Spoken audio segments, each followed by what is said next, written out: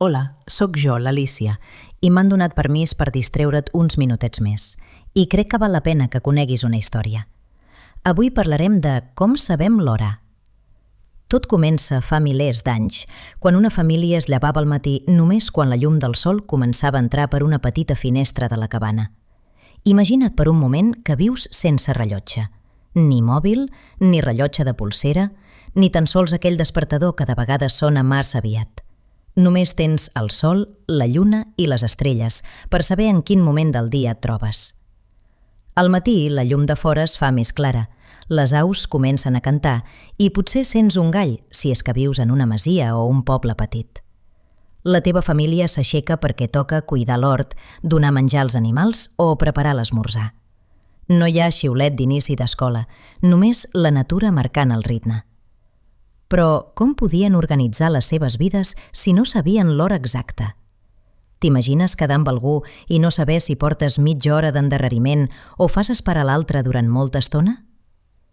Per a moltes generacions, l'hora era aproximada. Quan el sol sigui ben alt, quan fa més fred, quan ja no veiem la nostra ombra sobre la paret. El temps era una sensació. A poc, però, van començar a observar que els canvis de llum i d'ombres seguien un patró. Si col·locaves un pal a terra, podies veure que la seva ombra era curta al migdia, llarga al matí i al vespre. I aquí és on apareix una de les primeres formes de mesurar el temps, el gnomon. Aquesta paraula sona rara, oi? És un pal o una tija clavada verticalment. El seu nom ve del grec i, en resum, serveix de rellotge solar. Si avui vas a un jardí públic de Tortosa, per exemple, segur que pots trobar-ne un. Observa'l un dia, seu-hi a prop i mira com l'ombra baixa i puja al llarg de les hores. El rellotge solar és simple però genial. Això sí, només serveix si hi ha sol. Amb pluges, boira o de nit, no hi ha manera de saber res. Per això també va caldre inventar altres trucs per mesurar les hores, fins i tot sense llum. Vols saber-ne algun? Els pobles antics de Grècia i Egipte, fa més de 2.000 anys, van començar a fer servir la clepsidra d'aigua, també anomenada clepsidra. Aquest nom tan divertit ve de dues paraules gregues que volen dir robar aigua. T'imagines per a què servien? Doncs era bàsicament un recipient ple d'aigua amb un forat al fons. L'aigua sortia a poc i quan s'havia buidat una certa quantitat volia dir que havia passat una estona concreta. N'hi havia prou amb observar on havia arribat el nivell de l'aigua. En trobaven usos molt pràctics, com per exemple a les sales de judici.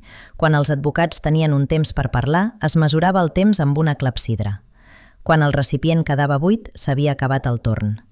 Amb el pas dels segles, la gent volia mesurar el temps cada vegada millor. I si ara ens traslladem a la Xina, a 5.000 quilòmetres de casa nostra, trobem un rellotge d'aigua enorme, gairebé més gran que una casa petita. Era tan sofisticat que mitjançant rodes, pales i canals podien comptar les hores i fins i tot fer sonar una campana perquè tothom al poble sabés quan ja havia passat una hora. Però imagina't, una vegada més, un dia fosc, tal vegada a Palma, quan el cel està tapat i no veus el sol ni pots fer servir la clepsidra perquè tens por que es geli l'aigua de tan fred. Quin instrument faries servir? Els habitants d'Eivissa, València o Manresa també van fer servir els rellotges de sorra. Sí, aquells mateixos que segur que has vist a la cuina o a l'escola. Una ampolla doble, amb sorra a dins, i quan la sorra baixa del tot, el temps ha passat. A simple vista sembla poca cosa, però va servir a mariners, cuiners i fins i tot a científics a l'època medieval per organitzar el dia i la nit. Pensa-hi un moment. Tots aquests mètodes depenien de la natura, del temps que feia, de l'aigua o de la sorra. Però quan les ciutats es van fer més grans i es van començar a aixecar castells, esglésies i mercats, la gent volia tenir una hora comuna per a tothom. Això era especialment important a llocs grans com València, on cada barri podia tenir la seva pròpia manera de mesurar el temps. La Gran Revolució va arribar fa uns 800 anys amb el naixement dels primers rellotges mecànics. Saps d'on venien? A Europa i també als països catalans, monestirs i esglésies van començar a construir torres que marcaven l'hora amb campanes. El rellotge mecànic, primer de tot, era gran i poc precís i només tenia una maneta que deia l'hora, no els minuts. Però què més dona, si ja era un gran pas endavant? A les places de moltes viles, com a Girona o Ciutadella, es posava el rellotge en llocs ben visibles perquè tothom pogués saber l'hora sense haver de preguntar-ho. Fins i tot va començar a passar una cosa curiosa. La gent, d'ençà que podia saber l'hora exacta, va començar a organitzar millor el mercat, els oficis, al moment de tancar les portes de la ciutat. Ara bé, una ciutat podia tenir l'hora una mica diferent d'una altra. T'imagines que a Barcelona fossin les 12 i al mateix instant una persona a Perpinyà veiés el rellotge i fossin les 12:05? Això passava sovint, especialment abans que existissin els trens i calgués tenir una hora comuna. Cada ciutat ajustava el rellotge segons el punt més alt del sol, al migdia. El concepte d'horari oficial, el que tots compartim, va arribar molt més tard, quan el món es va fer més gran, i per viatjar o enviar comunicacions calia coordinar els horaris amb precisió. Els rellotges mecànics anaven millorant. Amb el temps, es van inventar els ressorts, unes peces de metall enrotllades que permetien fer rellotges més petits, fins a arribar als de butxaca. Aquests, fets amb molta precisió per rellotgers de pobles com Alcoi o Maó, es podien portar arreu. Però encara era un privilegi per a poca gent. Pensa ara en el teu rellotge, o en el despertador de l'habitació. Són el resultat de segles de perfeccionament. El segle XIX va veure el naixement dels rellotges elèctrics, que funcionaven amb piles. Ja no calia donar-hi corda. A més, els rellotges de polsera es van fer tan petits que van esdevenir gairebé peces de joieria i moda. La qüestió dels minuts i els segons va aparèixer tard. De fet, el minut i el segon són fraccions d'hora que serveixen per dividir el temps amb molta més precisió. Al començament, la gent gairebé no els necessitava, però a mesura que la societat es feia més ràpida, eren cada vegada més importants. Però, com es pot mesurar l'hora amb una precisió molt gran? Aquí és on entren científics i inventors. Al segle XX es va inventar el rellotge atòmic. Aquest rellotge fa servir el comportament d'àtoms, que són partícules molt petites, la part més petita en què pots dividir una substància, per comptar els segons amb una precisió increïble.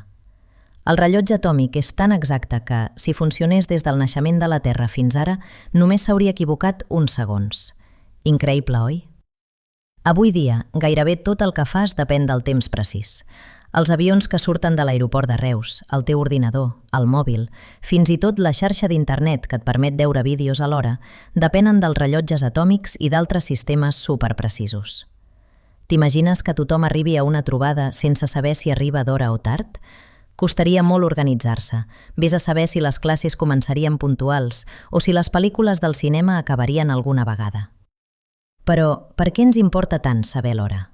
No només per fer-nos la vida més fàcil, també perquè mesurar el temps vol dir entendre's amb la resta de la gent, per coordinar-nos, per treballar en equip, per respectar els torns i per gaudir del temps lliure. Quan quedes per jugar, per menjar una ensaïmada a Palma o per veure l'entrada dels bous a Vila-real, saps que un petit rellotge marca quan ho faràs. El temps són moments compartits. Encara avui, si t'hi fixes bé, hi ha moltes maneres de saber l'hora.